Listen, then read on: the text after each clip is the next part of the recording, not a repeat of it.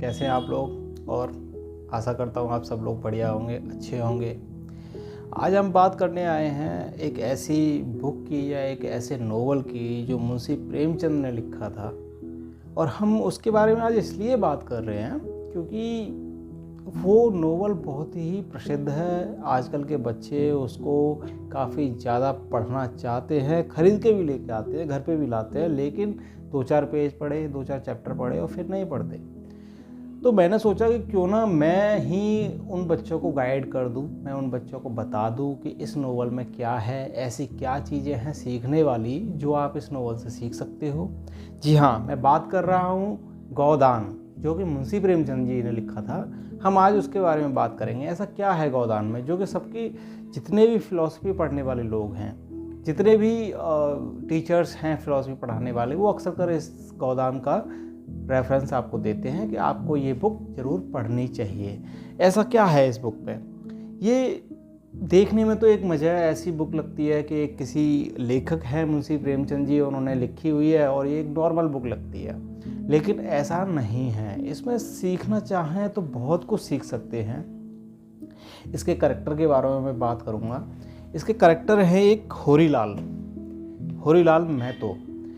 वो होरीलाल महतो के ऊपर ये सारी जो बुक है वो बेस्ड है।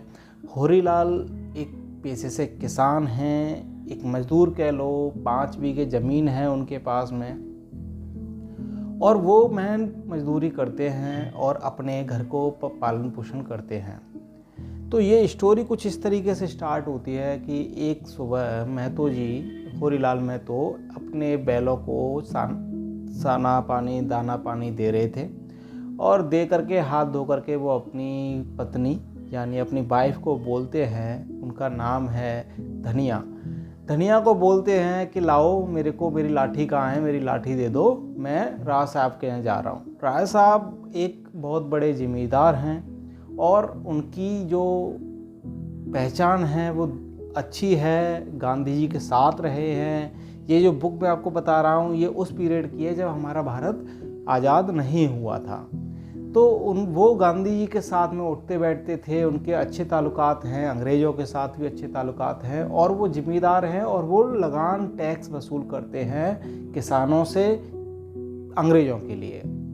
तो होरीलाल कहता है कि चलो जी मैं तो जा रहा हूँ राय साहब के यहाँ पे और मेरे को बैठ के आना है। राय साहब होरीलाल को बहुत ही तवज्जो देते हैं क्योंकि होरीलाल एक ईमानदार किसान हैं जो हर समय हर वक्त अपने जो भी उसका लगान होता है वो टाइम से पे करता है, और वो राय साहब के यहाँ आता जाता रहता है, मिलता जुलता रहता है। तो धनिया कहती है कि धनिया के हाथ दोनों गोबर में लिपटे हुए थे, वो शायद उपले लगा रही थी, और उस टाइम वो बोलती है कि कुछ खा पी के तो जाओ, आप ऐसे ही जा रहे हो सुबह सुबह। होरीलाल कहते हैं नहीं जी, मैं खाऊंगा पीऊँगा नहीं, क्योंकि मेरे को राय साहब तक पहुंचने में बहुत टाइम लग जाएगा और हो सकता है कि उनके पास बैठने में और भी टाइम लग जाए, इसलिए मुझे अवेयर नहीं करनी चाहिए, यानी देर नहीं करनी चाहिए, मुझे जल्दी से यहाँ से जाना चाहिए। धनिया कहती है यार तुम कैसी बातें करते हो, तुम राय साहब को लगान भी टाइम से देते हो, तुम सब कुछ उनके जो भी फसल होती है उसका पैसा भी देते हो, और फिर भी राय साहब के पास में घूमने क्यों जाते हो?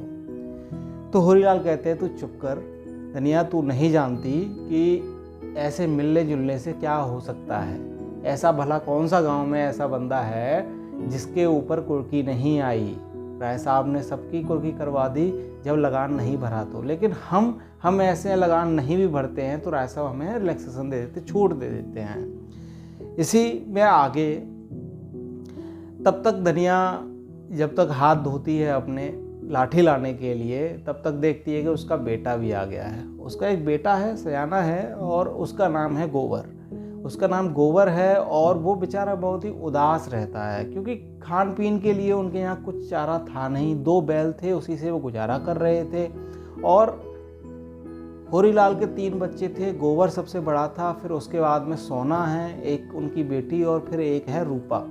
तो ये 3 बच्चे थे उनके। सोना 12 साल की थी, रूपा 8 साल की थी, और जो गोबर था वो 17-18 साल का था। तो होरीलाल कहते हैं गोबर से कि आप तू चिंता मत कर, मैं बहुत जल्दी एक गाय ले लूँगा, उससे क्या होगा, उससे हम लोग दूध पूध खाएंगे पिएंगे तो हम थोड़े से अच्छे हो जाएंगे। आप समझ सकते हो इस घर की दुर्दशा कि वो किस हाल में होंगे कि उन्हें दूध तक नहीं मिल पाता। इस हाल में वो लोग थे। धनिया लाठी देती है, होरीलाल अपनी लाठी उठा के चल देते हैं।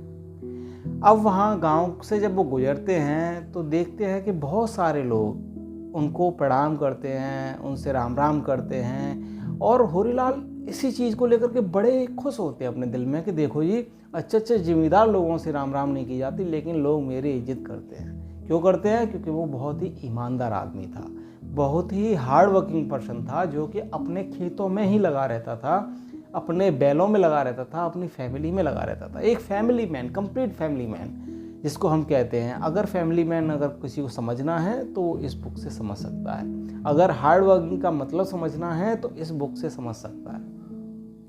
आगे वो चलता है। उसके 2 भाई हैं होरीलाल के। बड़े भाई का नाम है, यानी उससे जो छोटा भाई है उसका नाम है हीरा, और वो हीरा ज़्यादातर अपना ऐसे ही टाइम स्पेंड करता है। उसने अपनी ज़मीन भी बेच रखी है, जुए गुटखा दारू शराब में उसका दिन जाता है, और वो ऐसे ही बैठ के चरस पी रहा होता है कहीं दुकान पे, और वो देख लेता है कि मेरा बड़ा भाई आ रहा है तो वो वहाँ से उठ के चला जाता है। उसके बाद में लोग उसको, होरीलाल को राम राम कहते हैं, और वो सबके सुख समाचार पूछता है और फिर आगे बढ़ देता है। वो जब आगे बढ़ता है तो रास्ते में उसको उसका एक दोस्त मिल जाता है जिसका नाम है भोला।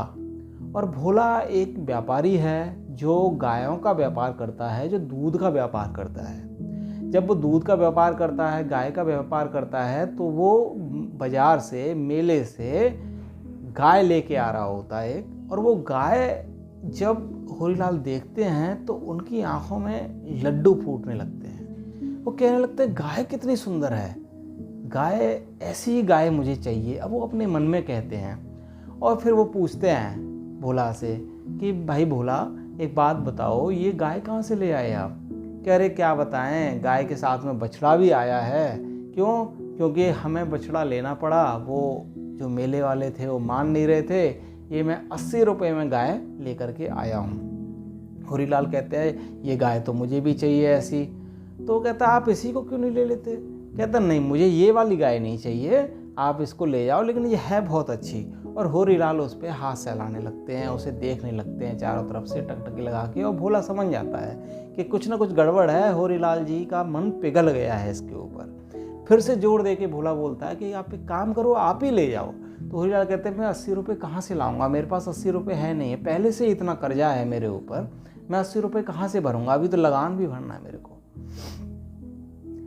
भोला कहता है आप एक काम करिए, आप 80 रुपये मत दीजिए मेरे को, आप मेरे को कुछ पैसे दे दीजिए, मैं अब ये गाय तो ले आया हूँ और साथ में बछड़ा भी आ गया है, इनके चारे का व्यवस्था करना पड़ेगा, तो मुझे 2 गठरी भूसा चाहिए, तो वो भूसा आप मेरे को 2 गठरी दे दें, जिससे क्या होगा कि मेरा इनका पालन पोषण हो जाएगा। फिर भोला कहता है एक काम करिए, आप ही पाल लीजिए इसको, आपके यहाँ तो भूसा भी है, तो आप पालते रहेंगे, जब आपके पास पैसे हो जाए तो मेरे को दे देना। लेकिन होरीलाल ठहरे बहुत ही सच्चे और ईमानदार आदमी, कहते नहीं नहीं नहीं, मैं ऐसे नहीं करूँगा, आप एक काम करिए, आप इनके लिए अगर भूसा चाहिए आप मेरे यहाँ से ले जाओ और मेरे से ले लो, कोई दिक्कत नहीं है। तो होरीलाल फिर कहते हैं, वो कहते हैं कि एक बात है, भोला कहता है एक बात है कि आपकी घरवाली बहुत अच्छी है, इसीलिए आप इतने सज्जन हैं और आपकी जो गर्दन है वो समाज में उठी हुई है। तो वो कहता है, होरीलाल कहता है हाँ सही बात है, आप सही कह रहे हैं, लेकिन भोला की जो वाइफ थी वो पहले ही चल बसी थी, उसे कुछ बीमारी थी, उसके कारण वो पहले ही चल बसी थी।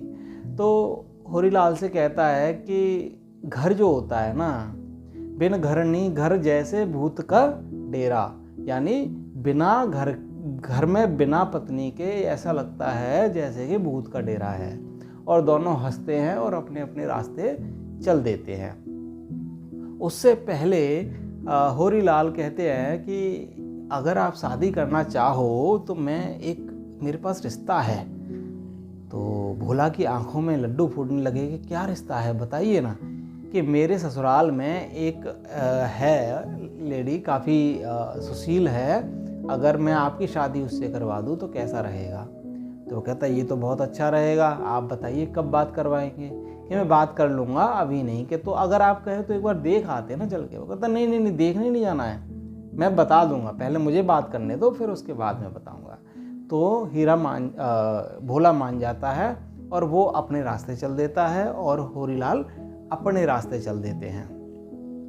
दोस्तों इस स्टोरी को मैं यहीं विराम दूंगा।